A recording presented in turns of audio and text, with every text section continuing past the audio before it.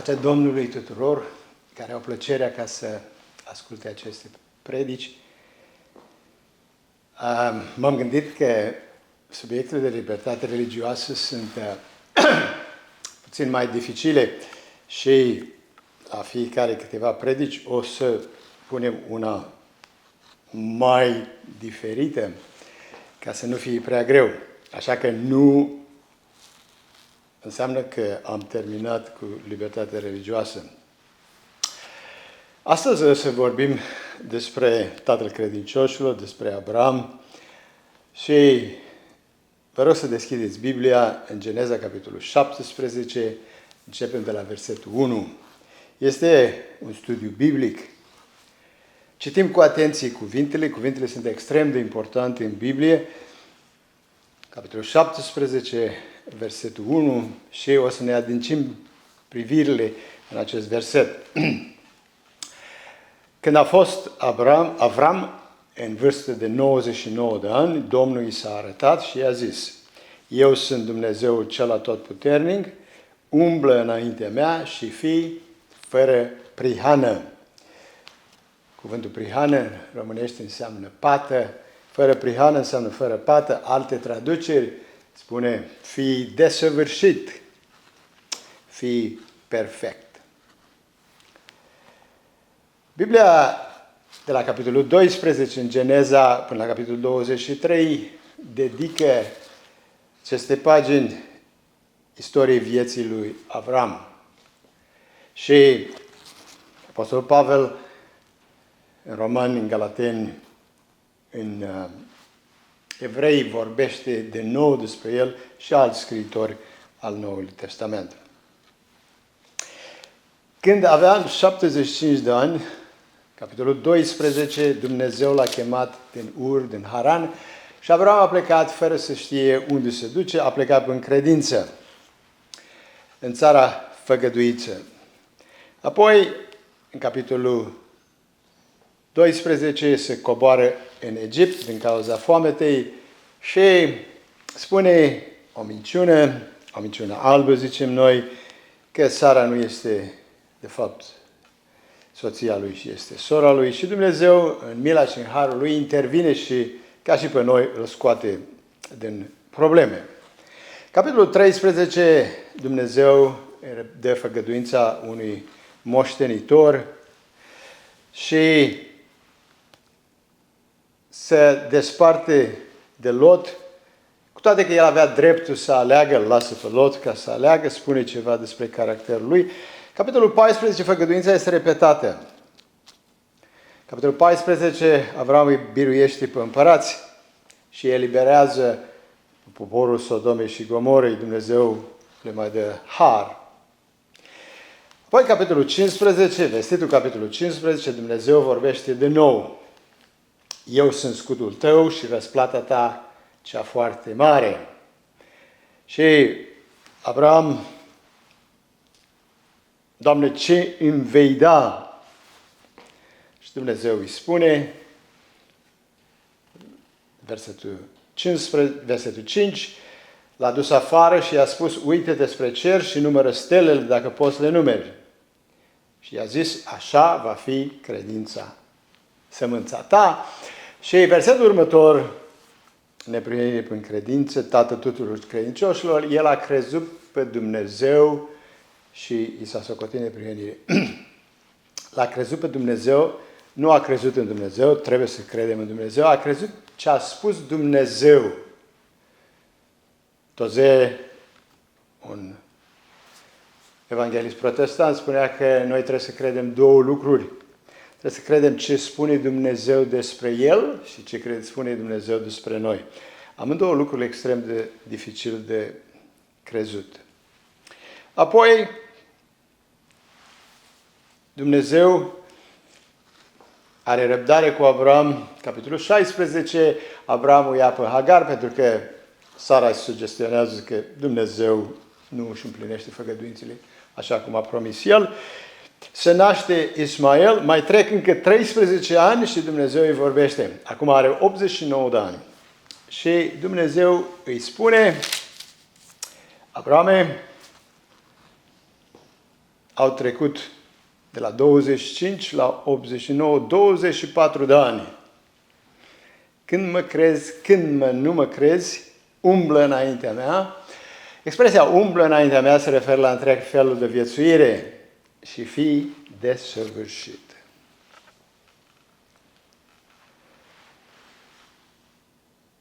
Primul punct care vreau să-l fac este că Dumnezeu în Biblie cere desăvârșire. Pare ciudat pentru mulți, dar versetul spune asta. Domnul Iisus în predica de pe munte spune la sfârșit, voi, dar fiți desăvârșiți după cum Tatăl vostru cel ceresc este desăvârșit. Menționez asta pentru că în discuțiile despre desăvârșire, primul lucru care ne împiedică să înțelegem adevărul și să practicăm este pentru că credem că Dumnezeu nu cere. Așa ceva nu se cere. Și pare, într-adevăr, ceva ieșit din comun ca Dumnezeu să ceară la noi niște ființe căzute, păcătoase, desăvârșire morală. Este important de văzut în verset cum se introduce Dumnezeu. Eu sunt Domnul Dumnezeu cel atotputernic. Este necesar pentru a crede în desăvârșire că Dumnezeu are puterea ca să o facă în noi. În capitolul 15, Dumnezeu se introduce lui Avram sub un alt nume. Și îi spune, capitolul 15, Domnul a vorbit lui Avram într-o vedenie și a zis, Avrame, nu te teme, eu sunt scutul tău și răsplata ta, cea foarte mare. Avram tocmai biruise pe împărați, era posibilitatea că ei să adune, să facă o coaliție și să vină să îl distrugă și îi era frică. Și Dumnezeu, în mila lui, se introduce, îi spune Avrame, eu sunt scutul tău. Când ajungem la capitolul 17, când îi spune să fie desăvârșit, spune Avrame, eu am toată puterea ca să o pot să o fac. Dumnezeu, în Biblie, când găsim expresia Domnul Dumnezeu cel atotputernic, este folosită mai ales în cartea Apocalipsului, în relație cu puterea lui Dumnezeu de a mântui pe poporul său, de a elibera pe poporul său și de a distruge pe vrăjmașii poporului său. Suntem sfătuiți în spiritul profetic, în scrieri timpurii, ca expresia aceasta, Domnul Dumnezeu cel atotputernic, să nu o folosim în mod frecvent sau fără să ne gândim în rugăciunile noastre, pentru că exprimă ceva despre Dumnezeu, măreția, slava și puterea Lui, ceva solemn, ceva sacru. Există mai multe feluri de a citi Biblia și unul dintre ele, teologii îl numesc, citim Biblia existențial, adică ne punem pe noi, Dumnezeu ne vorbește nouă, uităm de Avram 3000 de ani în urmă când Dumnezeu i-a spus fii, umblă înaintea mea și fii fără prihană și o citim personal pentru noi. Când fratele Emanuel avea 64 de ani, Dumnezeu a venit și i-a spus, termină cu yo-yo, umblă înaintea mea și fii fără prihană. Spune Bisericii Adventiste, a trecut 190 de ani de Adventiste aproape, umblați înaintea mea și fiți fără prihană. Dumnezeu merge mai departe și ca să-l ajute să creadă, Dumnezeu îi schimbă numele. Și îi schimbă numele Avram cu un A, care înseamnă tată înălțat, la Avraam cu 2 de A, care schimbă sensul cuvântului, care înseamnă tată multor neamuri. Pare ironic, dar Avram schimbă Dumnezeu numitul Avraam. Cum te cheamă? Tată multor neamuri. Câți copii ai? 0. Dumnezeu îi spune ca să-l ajute să creadă. Și în versetul 15 schimbă și numele soției sale. Dumnezeu a zis să nu mai chemi Sarai pe nevasta ta, Sarai, ci numele ei să fie Sara. Diferența este minoră, cuvântul de nou se schimbă, Sarai înseamnă certăreață sau gâlcevitoare. Sara înseamnă prințesă pentru că împărații vor ieși și multe neamuri vor ieși din ea. Răspunsul lui Abraham. Capitolul 15 spune că Abraham a crezut pe Dumnezeu și aceasta i s-a socotit neprihănire. Atunci, în trecut. Capitolul 17, reacția lui Abraham este cu totul diferită. Și versetul 17, Dumnezeu ne spune reacția lui și de ce gândea el în mintea lui, ce l-a împiedicat să creadă porunca lui Dumnezeu sau făgăduința lui Dumnezeu, pentru că toate poruncile lui Dumnezeu sunt făgăduințe. Avram s-a aruncat cu fața la pământ și a râs. Ce glumă a spus Dumnezeu!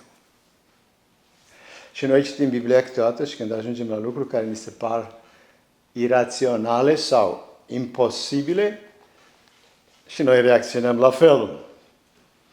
A râs și Biblia, cum am spus, ne arată ce s-a întâmplat în mintea lui, de ce a râs.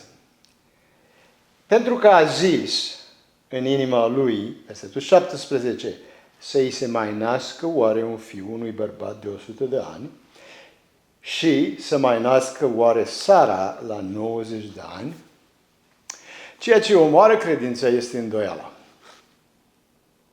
În mintea lui s-a îndoit că Dumnezeu poate să facă, cu toate că Dumnezeu a spus, eu sunt Dumnezeu cel atotputernic.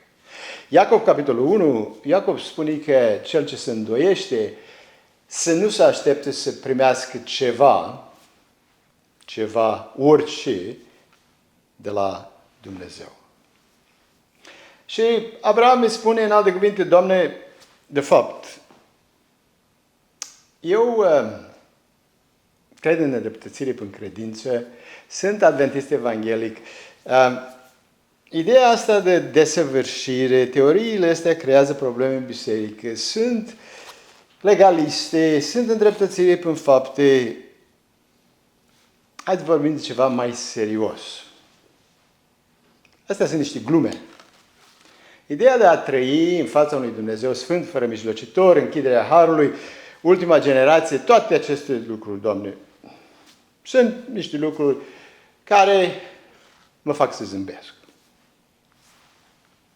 Cu privire la moștenitor, știu că mi-ai făgăduit, versetul 18, și Dumnezeu a zis lui, și Avram a zis lui Dumnezeu să trăiască Ismael înaintea ta, fără îndoială ai promis și eu am rezolvat problema. Știu că tu nu uiți, dar vreau să îți reamintesc că am un fiu, îl cheamă Ismael, am rezolvat problema cu 13 ani în urmă. Așa că promisiunile astea despre un moștenitor, eu le-am rezolvat. Și Dumnezeu, în răbdarea și mila Lui, răspunde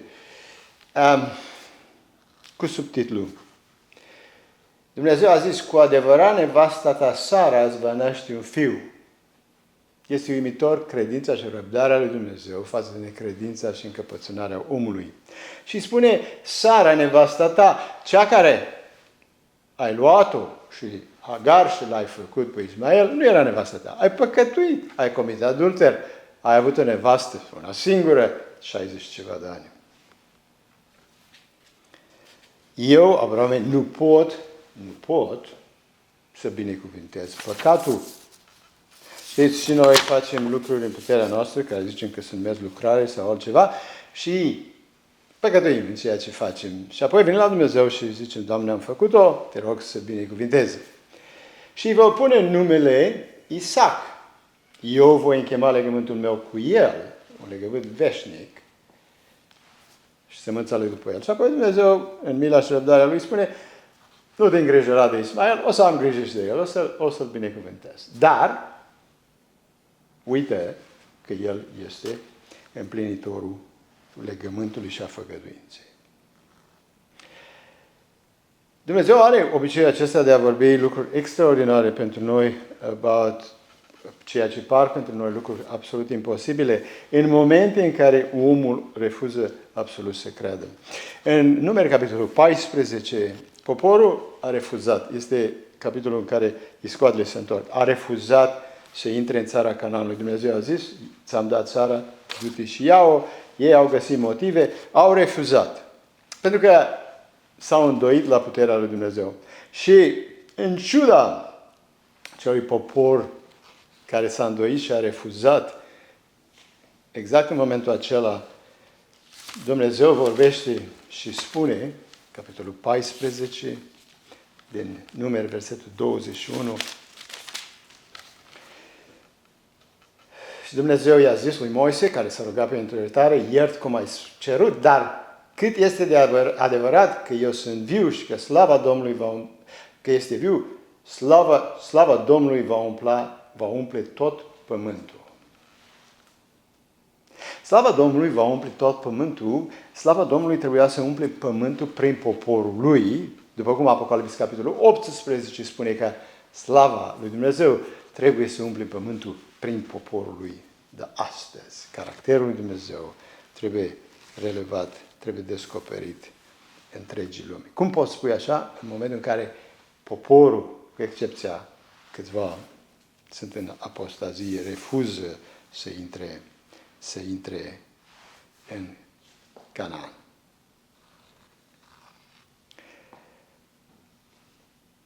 Urmează capitolul următor, în care Dumnezeu vine și vorbește cu Abraham despre Sodoma și Gomora. Și îl întreabă unde este soția ta, unde este Sara. Și Abraham răspunde, este în cort. Și Dumnezeu îi spune lui Abraham, nu știm care a fost la data respectivă reacția lui Abraham, dar Dumnezeu îi spune care a fost reacția lui Sara. Pentru că îi spune la anul pe vremea asta, va naște un fiu.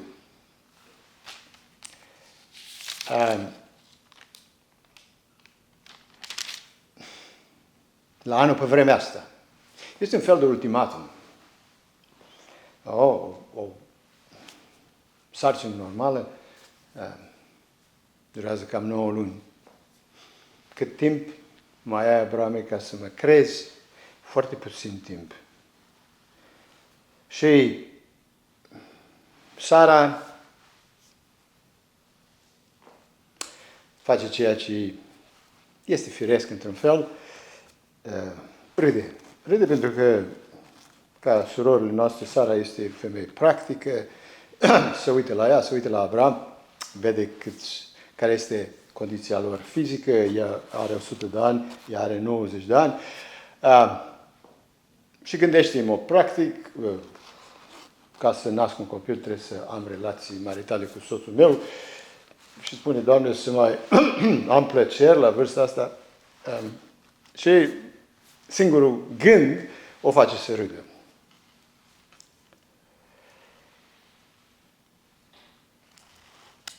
Versetul 13, Dumnezeu ne descoperă ce s-a întâmplat în mintea ei, pentru că a gândit în mintea ei același lucru ca Abraham, se poate cu adevărat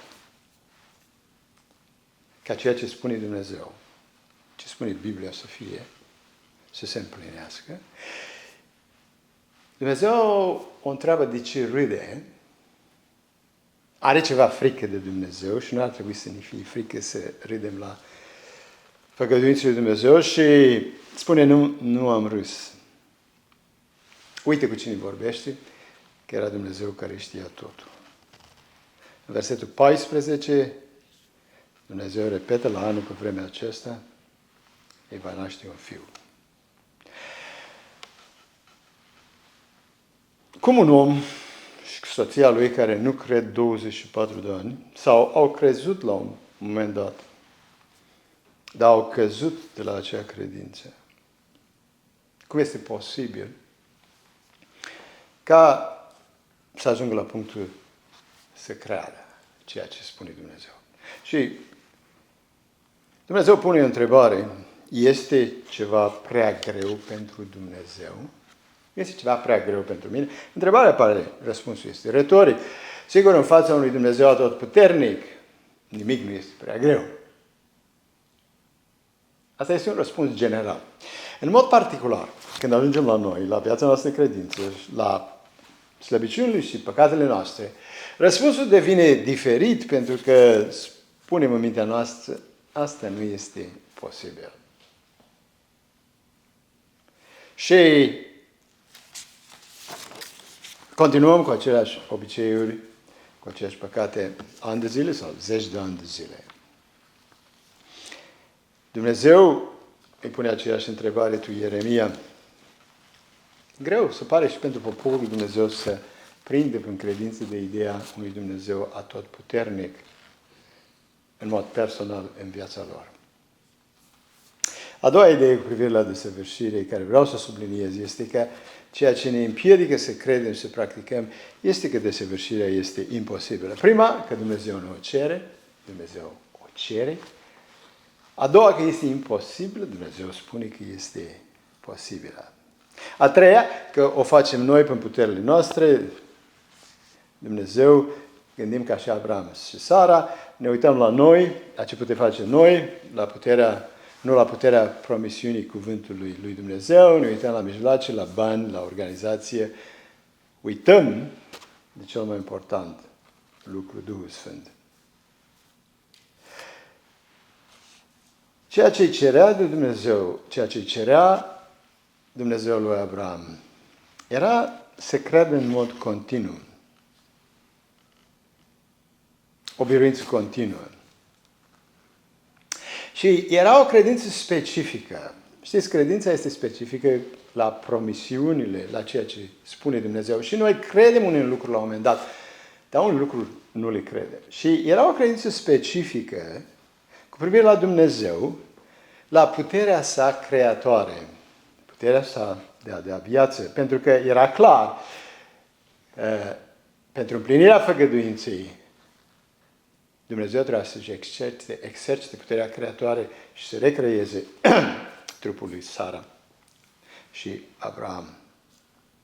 Și crește numărul de adventiști ziua 7-a care au probleme cu creațiune din nimic în 6 zile literare consecutive.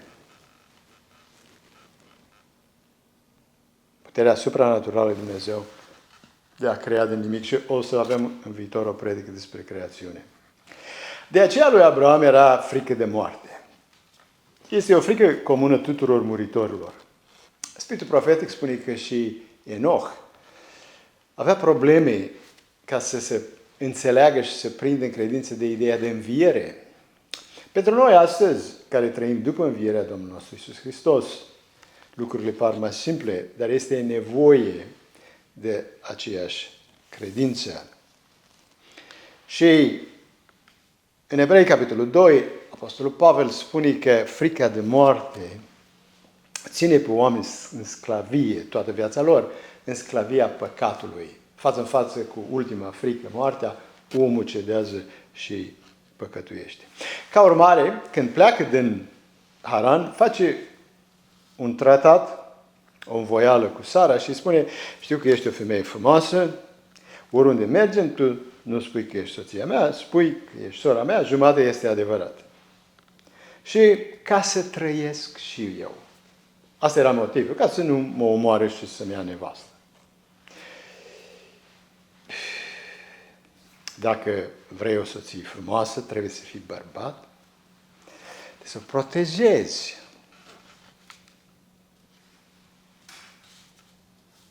Nu trebuie să fii un laș.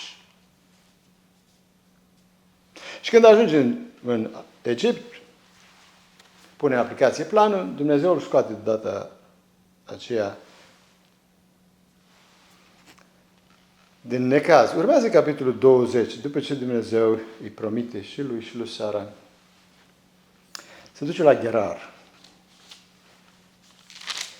Și la Gerar, Avram, după 24 de ani, face același păcat.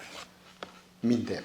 minte cu privire la soția lui, pentru că zicea în inima lui că nu este frică de Dumnezeu în țară și o să-l omoare și o să ia soția. Și Dumnezeu îi mustră pe amândoi prin Ahimelec și un păgân îi spune: ce ai făcut? Tu ai făcut lucruri care nu trebuie să făcute.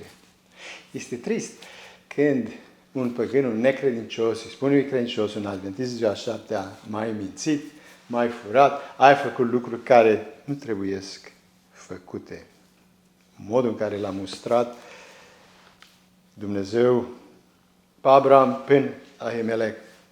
Și aceasta se întâmplă când râdem la făgăduințele lui Dumnezeu. Biblia este o carte scrisă într-un fel extraordinar, pentru că e scrisă sub inspirația Duhului Sfânt. Urmează capitolul 21 și fără nici o explicație între cele două versete, fără nicio precizare, ca și cum ar fi fost cel mai natural lucru să se întâmple, capitolul 21, versetul 1, spune: Dumnezeu și-a adus aminte de ce îi spusese Sarei, de făcuința lui, și Dumnezeu a împlinit de Sara ceea ce făgăduise. Fiți atenți, Dumnezeu împlinește când crezi, nu omul. Sara a rămas însărcinată și a născut lui Avram un fiu la bătrânețe, la vremea hotărâtă, despre care îi spusese Dumnezeu, un an mai târziu. Și Avram a pus fiului său nou-născut, pe care îl născuse Sara, numele Isaac. Avram era în vârstă de 100 de ani la nașterea fiului său, Isaac. Nu știu cum sunteți dumneavoastră, dar eu aș dori ca între capitolul 20 și 21 să fie cel puțin câteva versete care să explice pentru că am un interes și avem un interes ca indivizi și ca biserică. Pentru că am două întrebări fundamentale. Numărul 1, ce s-a întâmplat cu Sara și cu Abraham în câteva luni care nu se întâmplase în 24 de ani? Ce s-a întâmplat? Cum s-a întâmplat? Cum e o persoană, pe cineva care râde la promisiunile lui Dumnezeu ani de zile, crede alte lucruri și îl aduci poziția în care se creadă făgăduințele lui Dumnezeu și aduce puterea creatoare a lui Dumnezeu în viața lui și Dumnezeu face o minune. Am găsit niște răspunsuri în Biblie, dar nu între Geneza, capitolul 20 și 21. Cu privire la Sara, Evrei, capitolul 11, versetul 11, spune: prin credință și Sara, cu toate vârsta ei trecută, a primit putere să zămislească, fiindcă a crezut în credincioșia celui ce-i făgăduise. Prima idee importantă, prin credință Sara a ajuns să creadă făgăduința lui Dumnezeu. Nu s-a mai îndoit. Și credința aceea în făgăduința lui Dumnezeu, în promisiunea lui Dumnezeu, a adus puterea creatoare a lui Dumnezeu și a făcut-o în stare ca să zămislească, să aibă sarcini, să nască un copil.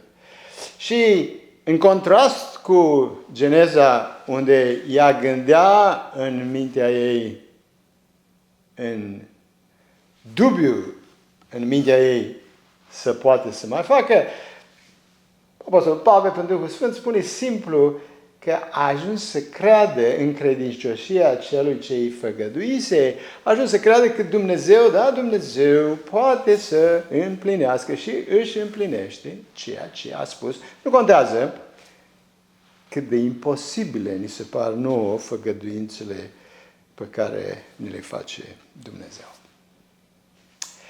Roman, capitolul 4, Apostolul Pavel, prin Duhul Sfânt, o descrie mai amănunțită ceea ce s-a întâmplat cu Abraham, pentru că amândoi au ajuns la punctul care se creadă. Roman, capitolul 4, versetul 17. După cum este scris, vorbește de Abraham, te-am rânduit să fii tată multor neamuri. El, adică este Tatăl nostru înaintea lui Dumnezeu. O să vorbim de Abraham ca Tatăl nostru. Dumnezeu în care a crezut. Și acum, în mod specific, ce a crezut?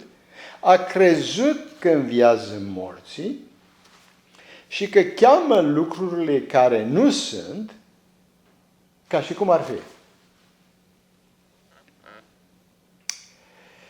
Ca să crezi că Dumnezeu înviază morții, trebuie să crezi în puterea de a da viață a lui Dumnezeu. Ca să crezi că Dumnezeu cheamă lucrurile care nu sunt, ca și cum ar fi, înseamnă să crezi că atunci când Dumnezeu cheamă acele lucruri care nu există, când El le cheamă, prin puterea creatoare a cuvântului Său, El vin la existență.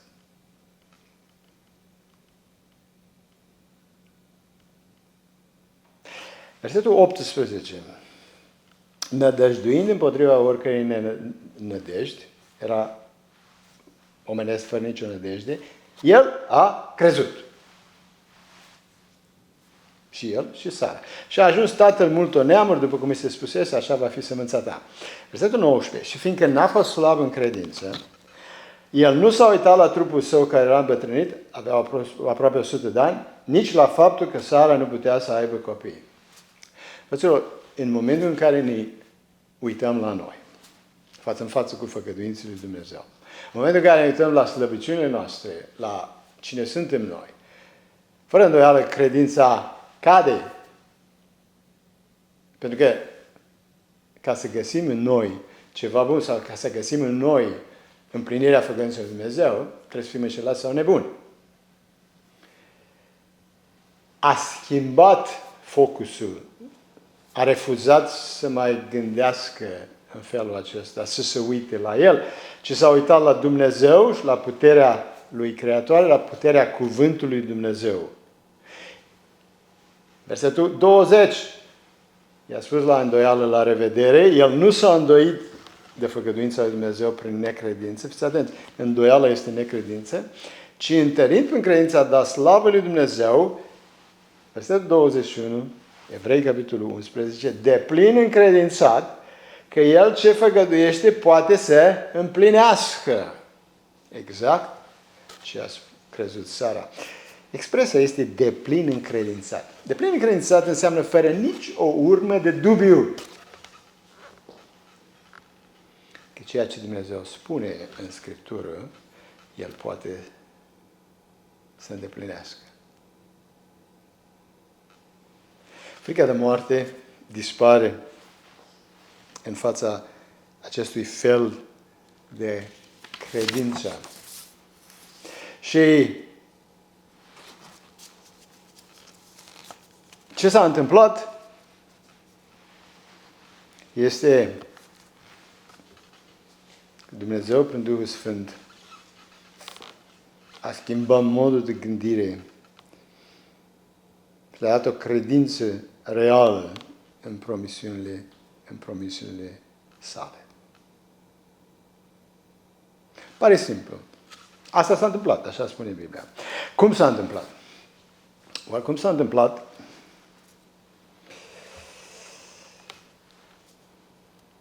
Pentru că cum s-a întâmplat cu ei, trebuie să se întâmple și cu noi, trebuie să se întâmple și cu noi ca indivizi sau ca grup de indivizi, ca biserică. Vestea bună este că s-a întâmplat cu oamenii în istorie, s-a întâmplat cu Abraham, el este tată credincioșilor, se poate întâmpla și cu noi. A fost o generație de izraeliți născuți în pustie, oameni tineri. Apropo, Sora White, vorbind de terminarea lucrării, vorbește că vor veni oameni din cel mai întunecat întuneric, oameni tineri, bărbați și femei. O ofertă tinerilor. Nu că noi mai în vârstă trebuie să ne dăm înapoi. Niște oameni tineri, născuți în pustie, care, în ciuda experienței triste a părinților lor care au murit toți în pustie, au ajuns ca să creadă în Cuvântul lui Dumnezeu. Și în momentul în care au crezut în Cuvântul lui Dumnezeu, Iordanul s-a oprit, Ierihonul a căzut, toate celelalte minuni de care citim și-au luat țara.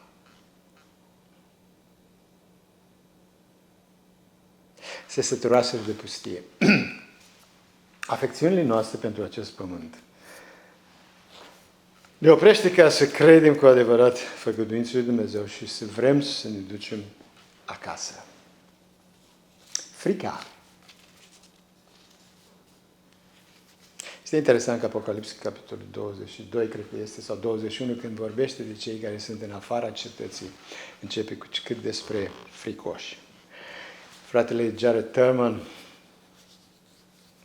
care este antreprenor, lucrează pentru Conferința Generală, spunea că de ziua 7 au devenit un popor de lași.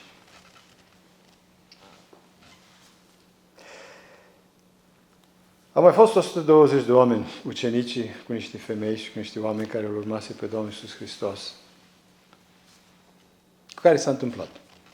Și Petru, care cu 40 și ceva de zile înainte înjura și se jura că nu-L cunoaște pe Dumnezeu, stă în fața celor care îl omorâse pe Iisus, fără niciun fel de frică și îi spune: voi l-ați omorât, nu l-ați omorât doar pe Iisus, l-ați omorât pe Prințul Vieții. Fugise de o slujnică care i-a spus: tu ești unul dintre ei, tu ești un sectant. Tu ești dintre ăia care mai cred ce spune Dumnezeu. Și aici cred că Abraham, Petru, noi ne întâlnim. Abraham a căzut. Capitolul 20 a căzut greu, a căzut rău. Același păcat de 24 de ani este de ajuns să descurajeze pe oricine. Petru a căzut extraordinar, nu și-a închipuit vreodată cât era de laș și că poate să facă așa ceva, să se lepede de Domnul Iisus cu blasteme și cu înjurături. Ideea noastră despre noi, ideea noastră greșită despre noi și natura noastră umană, ne face să credem că suntem bogățiți și nu duce lipsă de nimic. Și trebuie să fim confruntați într-un fel sau altul cu adânca depravare a naturii noastre și ceea ce suntem posibil să facem fără Dumnezeu. Și de acolo Abraham, Sara, Petru au ajuns la o pocăință adevărată, adâncă, care apoi i-a condus la acea credință care avea nevoie pentru împlinirea făgăduințelor lui Dumnezeu. Faptele Apostolilor, Cartea Faptele Apostolilor, Sora spune că, printre alte lucruri care au mărturisit lui Dumnezeu înainte de Pentecost, a fost necredința lor. Sora spune că necredința este mama tuturor păcatelor. Nu avem credința care să prinde numai de Cuvântul lui Dumnezeu, fără nicio îndoială. Mărturii, volumul 8, pagina 250. Dacă biserica, indivizii, care este acum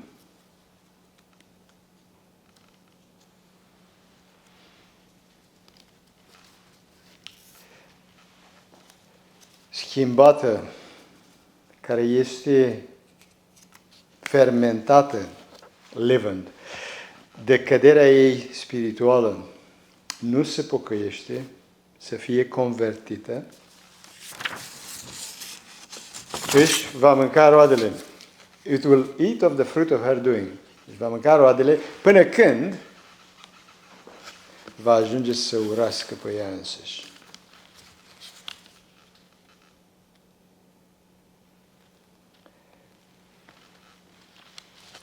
Să fie rușine de noi însuși. Când ea va rezista răului și va alege binele, când îl va căuta pe Dumnezeu cu umilință și va atinge chemarea ei înaltă în Hristos, stând pe platforma adevărului etern și prin credință se prinde de făgăduințele, realizările înalte pregătite de Dumnezeu pentru ea, va fi vindecată.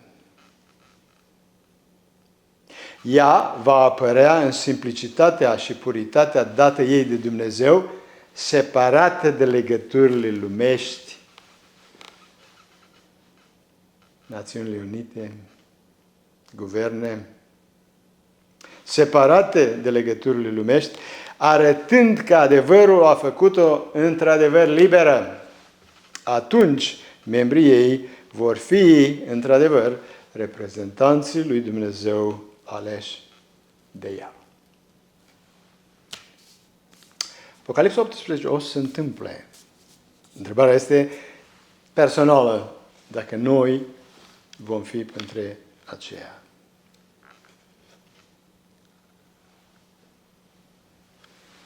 Abraham și Sara cred, Isaac se naște.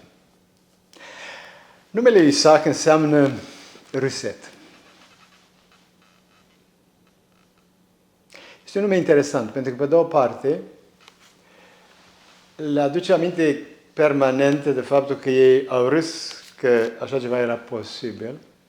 Pe de altă parte, este o expresie naturală în Biblie, când Dumnezeu își manifestă puterea Lui supranaturală în favoarea poporului Său, ei izbucnesc în strigăte de bucurie.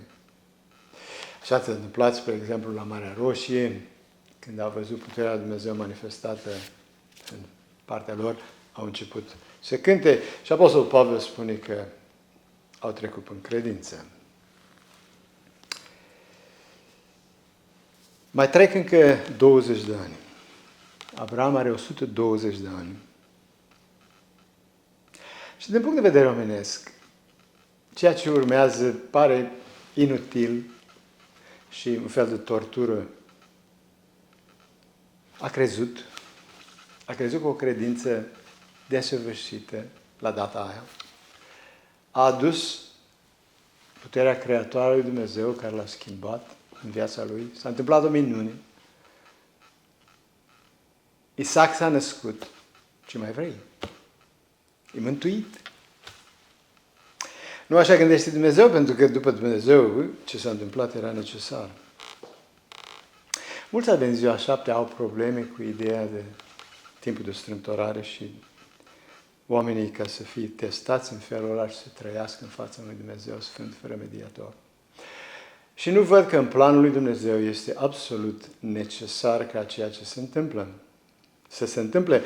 După cum Dumnezeu a crezut că este necesar și ne-a arătat că este necesar, în exemplul Abraham, în exemplul lui Iov, nu este ceva nou, nu este teologie nouă, cum spun unii. Și după încă 20 de ani, Dumnezeu îi vorbește din nou.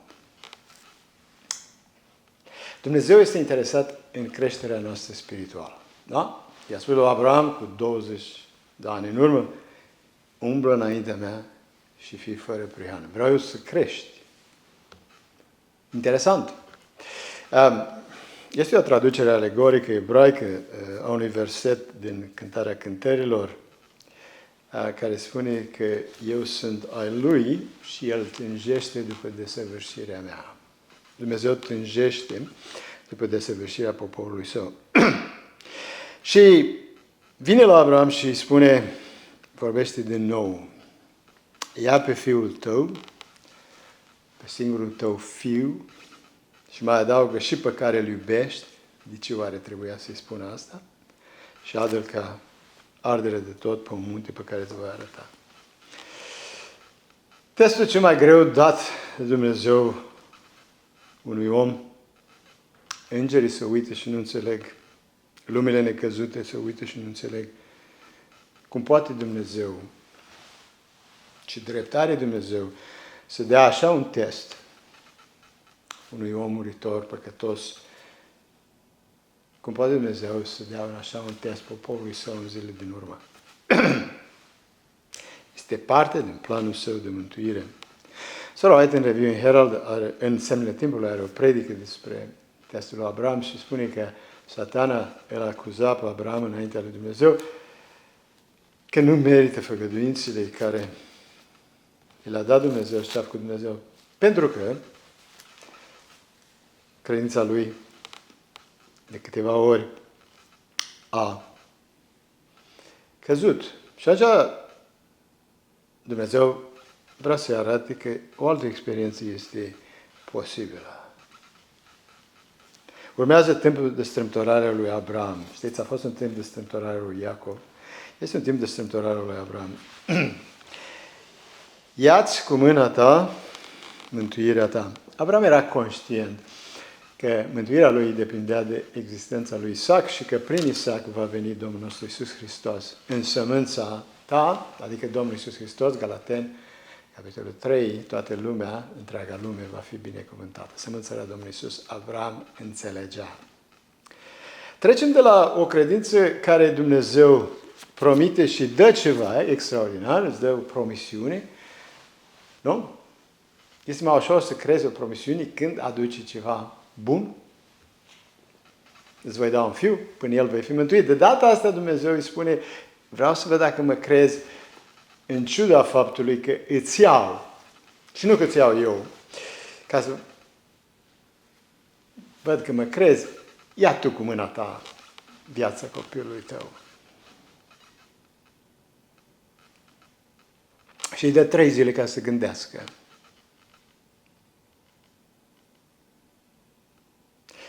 Este un test a credinței și a dragostei. Este test a ascultării neegoiste de Dumnezeu.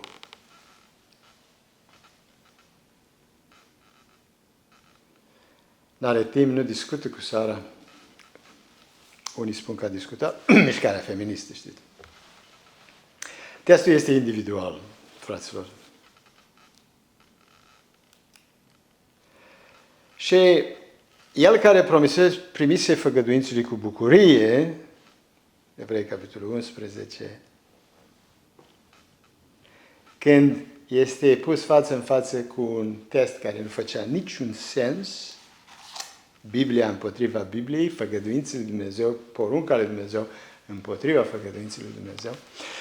Noi de multe ori căutăm în Biblie alte Biblie ca să ne scuzăm, punem Biblia împotriva Bibliei, ca să le armonizăm, zice noi, numai că armonizarea vine prin ascultare, știți? Odată ce ascultăm, lucrurile se armonizează. Atâta timp cât căutăm motive din Biblie ca să nu ascultăm, Biblia nu se armonizează niciodată. Și Evrei, capitolul 11, Apostolul Pavel spune că frica de moarte a dispărut, credința care o avusese cu 20 de ani este mai tare, versetul 19, căci gândea că Dumnezeu poate să învieze chiar și din morți și, drept vorbind, că a înviat din morți l-a primit. În articolul care am menționat în semnele timpului, Sora spune că, de fapt, Avram i-a spus lui Isaac, înainte ca să îl lege pe altar, Dumnezeu o să te învieze din morți.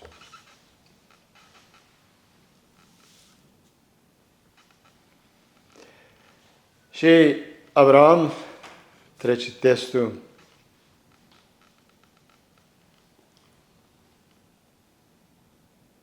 un test al dragostei și a credinței desăvârșite.